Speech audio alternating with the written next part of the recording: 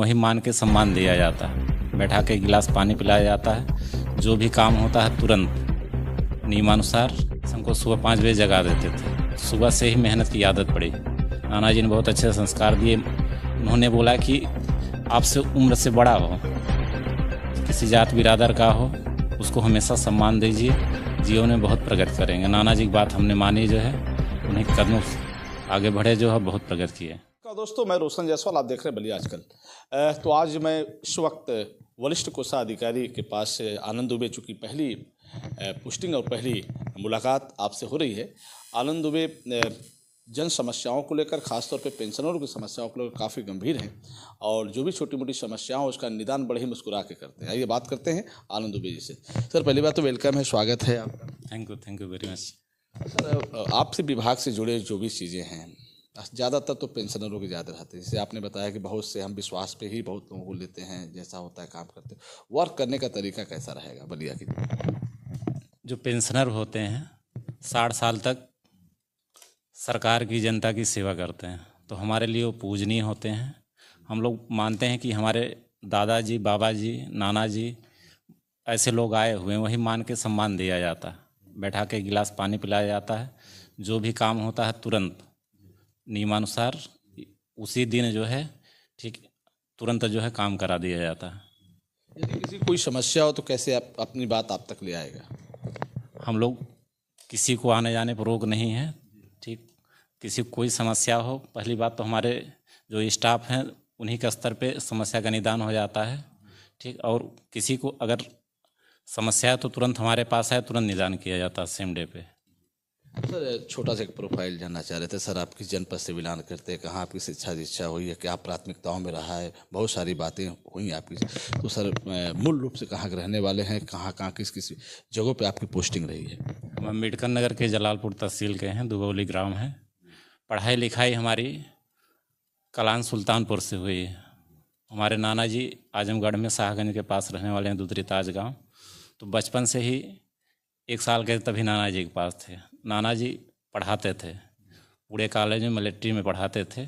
तो सुबह जब 5 साल कक्षा 5 में पढ़ते थे, तभी से हमको सुबह 5 बजे जगा देते थे। सुबह से ही मेहनत की आदत पड़ी।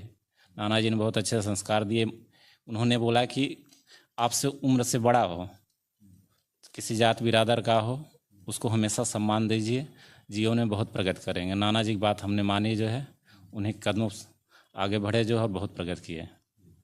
सर, अब जिस क्षेत्र से बिलोंग कर रहे हैं, सोच क्या रही?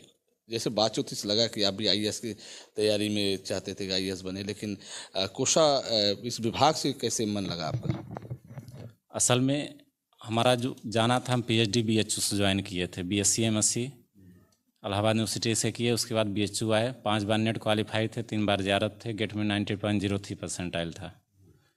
तो हमारे पढ़ाए हुए जो दोस्त यार थे, तमाम लोग आईएएस पीसीएस बन रहे हैं, हमको लगा कि उधर जाना चाहिए। लेकिन इधर पीएचडी करते वक्त समय ज़्यादा हो गया था। तो यूपीएससी का एग्ज़ाम हमने दिया भी था। पूरे भारत में उस साल जो है सबसे ज़्यादा जो जीएस का पेपर होता, 100 में 69 सवाल हमारे सही थे, निगेटिव मार्किंग पे। जो अच्छा, एक चीज़ और क्या कि बलिया से बहुत पुराना रहा है लगाव, क्या रहा, कैसे रहे? बीएचयू से हम पीएचडी कर रहे थे, तो हमारे एक जूनियर थे कृष्ण ओझा जी, इसमें बिहार सेंट्रल यूनिवर्सिटी में असिस्टेंट प्रोफेसर हैं।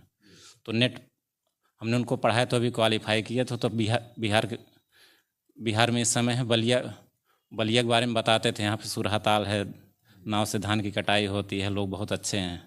ठीक है, और बहुत प्रेम से बोलते हैं, बोली भाषा बहुत अच्छी है। परिवार में आप भी हैं, क्या परिवार में और भी भाई लोग, या कहाँ किस पद पर हैं, कैसे? परिवार में पिताजी हैं, माताजी हैं, 3 भाई हम लोग हैं। बीच वाले भाई हाई कोर्ट में वकील हैं, छोटे भाई पुलिस विभाग में हैं।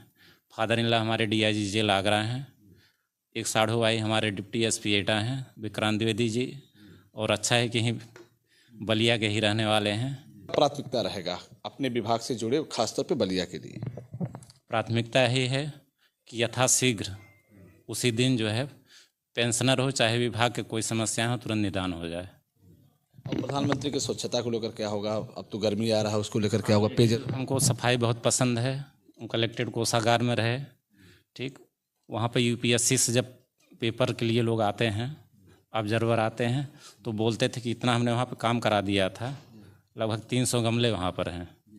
ठीक, और नवीनीकरण सौंदर्यीकरण इतना ज़्यादा कराया तो बताते हैं कि यूपी की नहीं पूरे भारत की सबसे सुंदर ट्रेजरी है।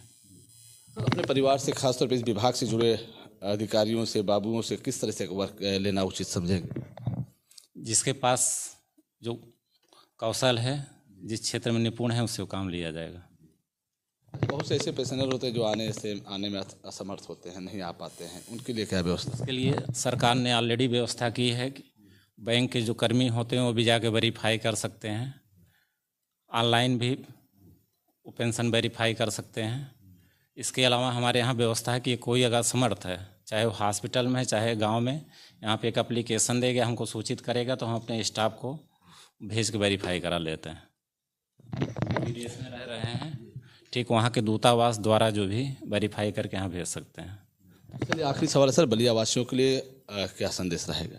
यही रहेगा, सब लोग प्रेम से रहें और ज़िले को, प्रदेश को और देश को बहुत आगे ले जाएं। भारत विश्व का नंबर 1 देश बने, सोने की चिड़िया फिर से बने ही हमारी ख्वाहिश। बहुत बहुत धन्यवाद। आपने आनंद दुबे जी को सुना। वाकई जैसा नाम वैसा काम, हर क्षेत्र में रहे, लेकिन बलिया में आपकी जो पोस्टिंग हुई है, यहाँ के आज दिन सोमवार को आपने काफ़ी लोगों से मिला, बातचीत की, अपने सारे स्टाफ से भी उन्होंने परिचय प्राप्त किया। यहाँ का माहौल बहुत ही बेहतर उनको अच्छा लगा और उनकी सोच है कि जो भी हमारे पास आए उसकी सारी समस्याओं का समाधान मुझसे जितना हो सकता है पूरी तरह से वो करने के लिए तैयार रहेंगे। फिर हम आपसे जुड़ेंगे, तब तक इतना ही जुड़े रहने हमसे। बलिया आजकल से मैं रोशन जायसवाल।